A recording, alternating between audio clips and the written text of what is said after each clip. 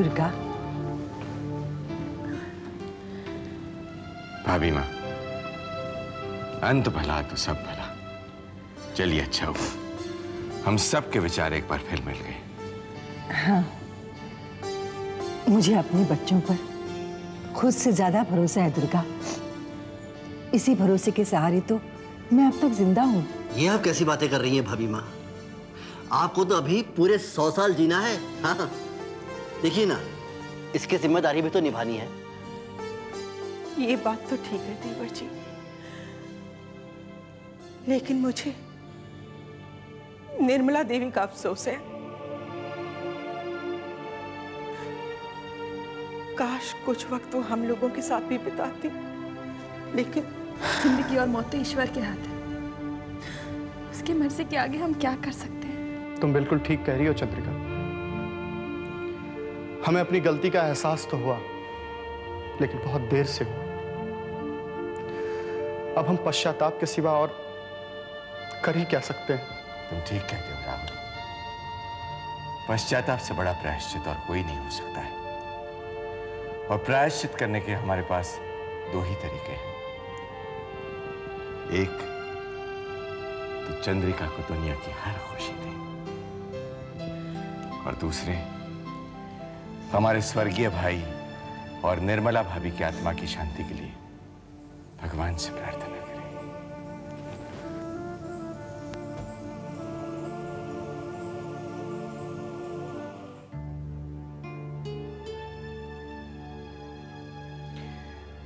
ये देखो दीपक, ये कोटेशंस मैंने बनाए, कैसे लगी? आपने बनाए तो अच्छे ही होंगे। इससे पहले जो हमारा टेंडर था उसमें कोटेशंस कुछ ऐसे ही थे, और वो क्लियर हो गया, और ये भी क्लियर होगा, क्योंकि इससे रीजनेबल रेट्स कहीं और नहीं मिल सकते। नहीं?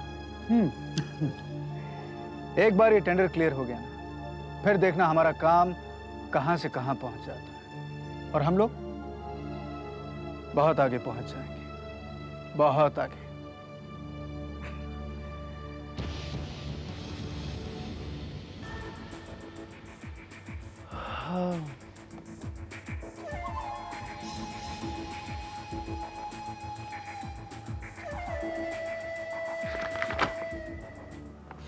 दीपक, ये क्या है? ये प्रकाश के सो कॉल्ड वंडरफुल कोटेशंस के जेरोक्स। गुड।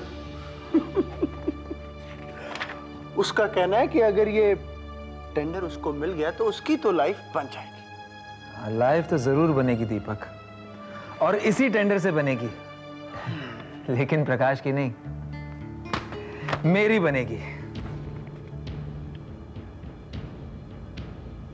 क्या हुआ दीपक, इतने उदास क्यों नजर आ रहे हो? दीपक, मेरे साथ साथ तुम्हारी लाइफ भी तो बनेगी। Thanks a lot. सिर्फ थैंक यू से काम चलाओगे? दीपक, अब तक 1 लाख रुपया एडवांस ले चुके हो। इस टेंडर का शेयर ये टेंडर पास होने के बाद मिलेगा। तब तक थैंक यू से काम चलाओ। Alright? No problem. I trust you.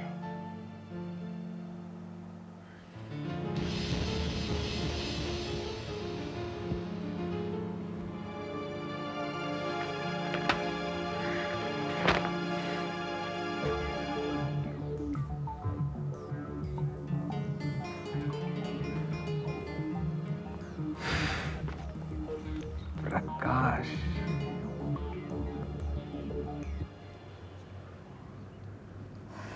भैया, आप यहाँ क्या कर रहे हैं? पूरे घर में मैं आपको ढूंढ के आ रही हूँ और आप यहाँ अकेले अकेले खड़े हुए। अरे मैं कछु सोच रहा हूँ, और तो ये तो पता है जब मोकू कछु सोचनो हो मैं अकेले हो जाऊँ। कुछ ज्यादा भी मत सोच लीजिएगा, ज्यादा सोचते हैं ना तो बात बिगड़ जाती है।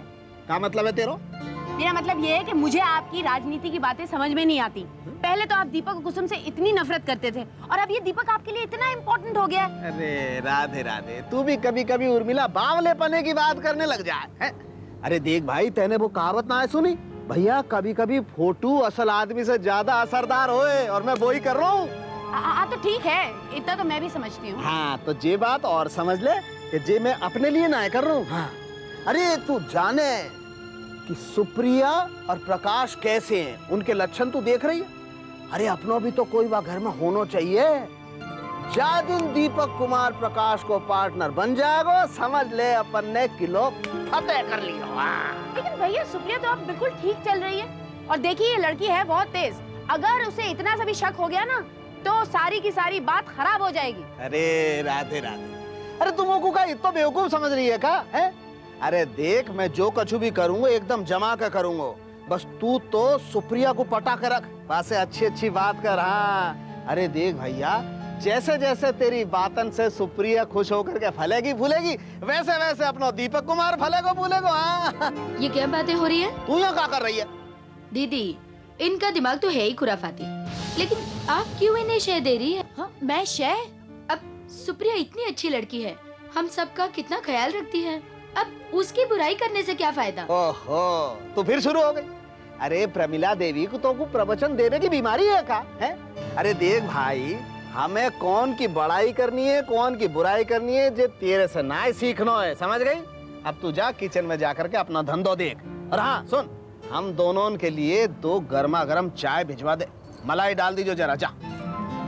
अरे जा, सुनी नायका। जाती हूँ। तो जाना फिर। लेकिन एक बात है, मेरे ख्याल से तू को भी जा करके ना सुप्रिया के पास बैठना चाहिए। हाँ अरे वो जरा खुश होएगी, आपको पता जा करके है, और मुझे जरा सोचने दे। हाँ हाँ सोचिए सोचिए, ज्यादा सोचिए। हाँ सोचते ही रहिएगा। अरे इधर गिरो तो बहन है, इधर गिरो तो बीवी है। ये मनोहर लाल तो ऐसे ही पिस गए 2 चक्की के पाटन में। अब इनसे बच करके सोचने के लिए छत पे आया तो भी याद धमकी।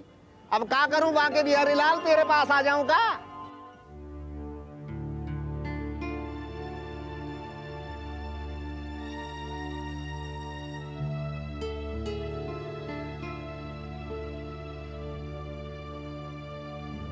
पाठक अंकल बताइए ना, आपने क्या चेक किया?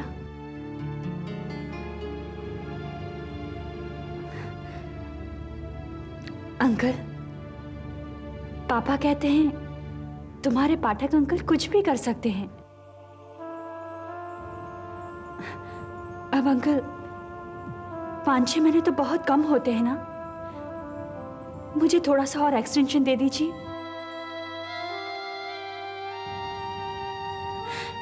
अंकल मैं ज्यादा लालची नहीं हो रही हूं, सिर्फ 1-2 महीने और बढ़ा दीजिए।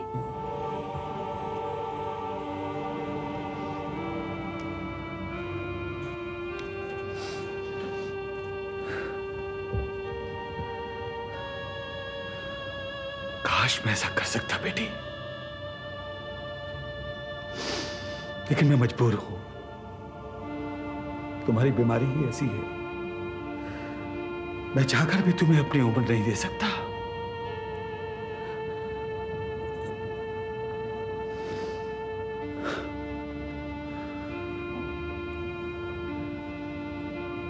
अंकल बेटी, बेटी मेरी समझ में तो ये नहीं आता कि मैं तुम्हें और दीनदयाल को क्या जवाब दूं। अरे अंकल आप तो सीरियस हो गए। देखिए आप मेरे और पापा के बारे में बिल्कुल भी परेशान मत होइए। मैंने आप दोनों के साए में जितनी भी जिंदगी गुजारी है वो कम है क्या? और अंकल आपको याद है, आप ही तो कहा करते थे कि बेटी जिंदगी खुश मिजाज होनी चाहिए, लंबी नहीं। लेकिन बेटी सिर्फ 5-6 महीने। अंकल 6 महीने मतलब पूरे 180 दिन। 180 दिन कम होते हैं क्या?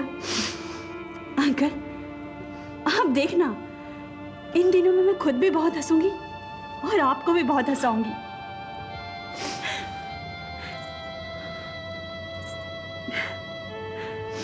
अच्छा अंकल अब मैं चलती हूँ।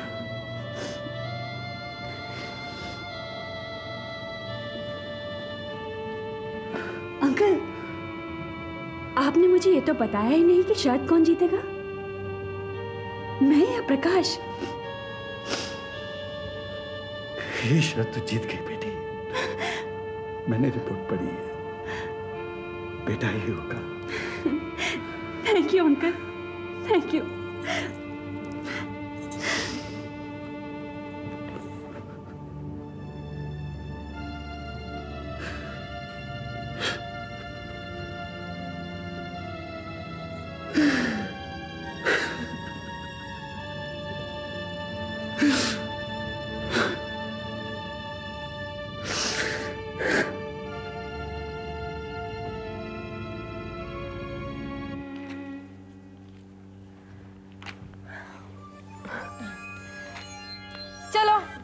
अब चंद्रिका की कहानी शुरू हो गई। वो तो शुरू होनी ही थी। जब घर के सारे बड़े लोग यही चाहते हैं तो और क्या होता। मैं तो कहती हूँ प्रांजल, जो कुछ भी हुआ बहुत अच्छा हुआ। एटलीस्ट सॉल्यूशन तो निकला। हाँ, अभी तो ये बात बहुत अच्छी लग रही है, लेकिन दीदी अभी तक आपके सर से ये खतरा टला नहीं है। इनफैक्ट मैं तो ये कहूँगी कि अब आपके सर पर और भी बड़ा खतरा आकर बैठ गया है। ये तुम क्या कह रही हो? ठीक ही तो कह रही हो दीदी। अब देखिए ना, चंद्रिका की माँ की मौत के बावजूद उसने अपने पेरेंट्स घर में जमा लिया है।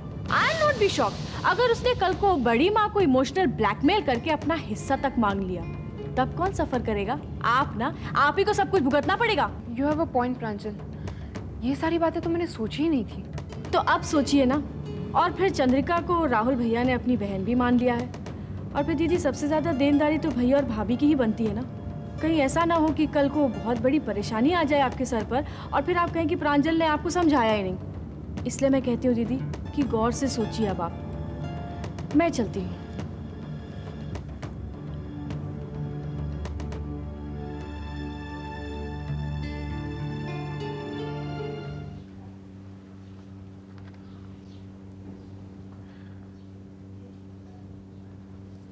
प्रकाश, सुप्रिया ने बड़ी देर लगा दी, अभी तक नहीं आई।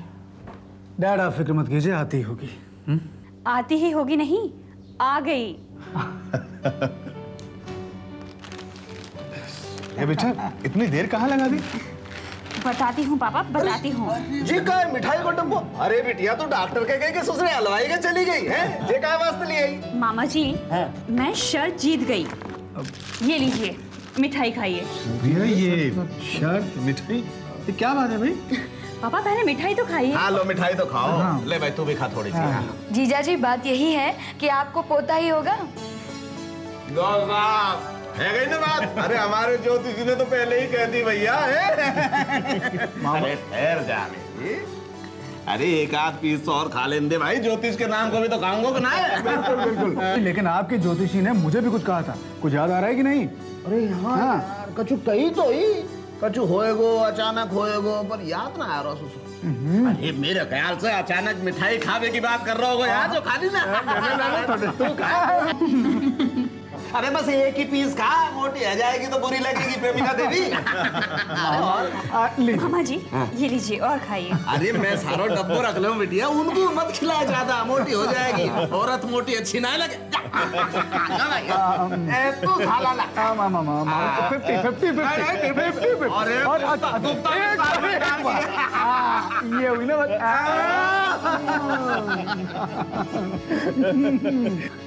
अब बस भी करो भैया, इनके पेट में तो जरूर मिठाई का गोदाम बन चुका होगा। क्यों?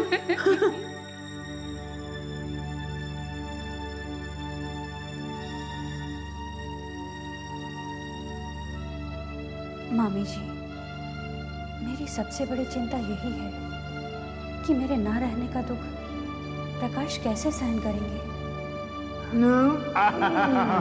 अब मामा की बात।